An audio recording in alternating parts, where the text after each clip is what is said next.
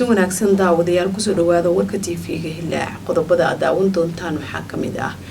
Ra'iisul Wasaare Xamse Cabdi Barre ayaa xaray ka jaray wadada xoosho dhawaan dayactir uu ku sameeyay gudoomiyaha gobolka Banaadir dab xoogan oo baabi'iyay dhismayaal ganacsi oo ku yaala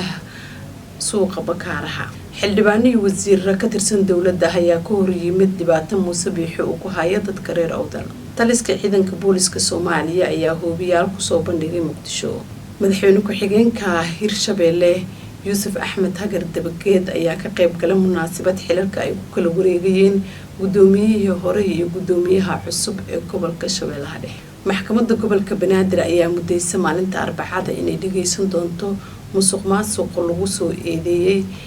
saraakiil ka tirsan hay'adda socdaalka iyo jinsiyadaha wasaaradda maaliyadda iyo xafiiska hantidhowraha qaranka wasiir dowlaha wasaaradda amniga iyo taliska ciidanka booliska ayaa tababar u soo xiray ciidamo ka tirsan booliska Soomaaliya madaxweyne lafta kareynaya saraakiil ka socotay UK waxa uu kala hadlay arrimaha ammaanka koonfur galbeed maxkamadda darajada koowaad ee magaalada Kismaayo ayaa xukun dil ah ku riday Xasan Cabdulaahi oo horay u dilay hooyadiis guud ahaan warka TV-ga Hilaac waa naga intaa